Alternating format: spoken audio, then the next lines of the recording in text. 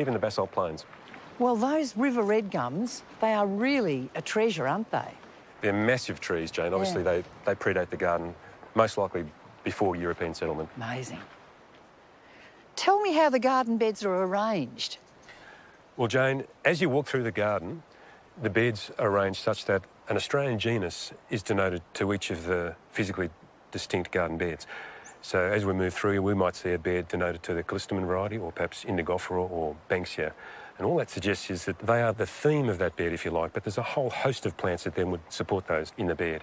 So this obviously is the Banksia bed. This is a variety of Banksia Eremophila. Yeah. And just look at the rusty tones in those flowers. They're tremendous, aren't they? I just love the way they're so geometrical too. The spikes are magnificent. So this whole bed has got lots of Banksias in it, but other things as well. That's right. Yeah.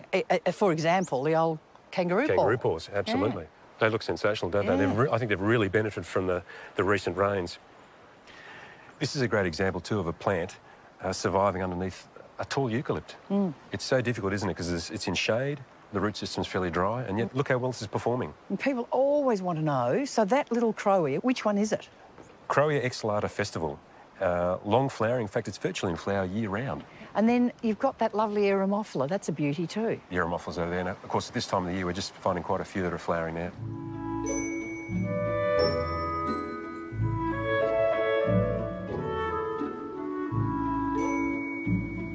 How unusual is this mallee gum?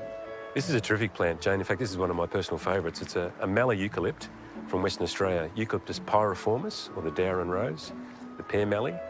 And I find the immature buds particularly striking, and they're so large.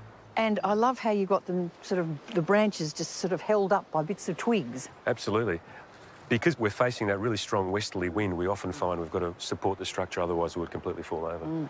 And then, but that's what makes it so unusual. After the flowering, these fantastic gum nuts. The gum nuts are a lot larger, aren't they? And they get that lovely ribbed texture on the outside of the capsule.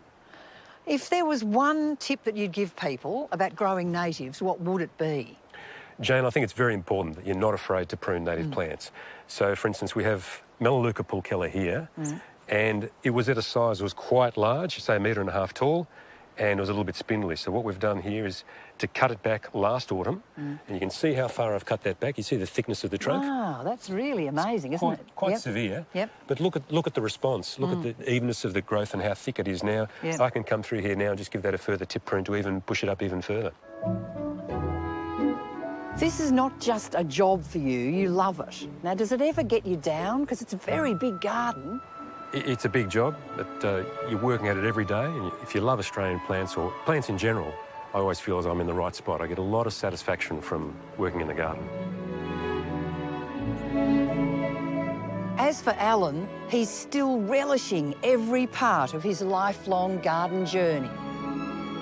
Everything about gardening is satisfying. There's physical work, but in the end, it's something about nature and beauty. The understanding of beauty, I think, of human beings is ultimately derived from the natural world of which we're part.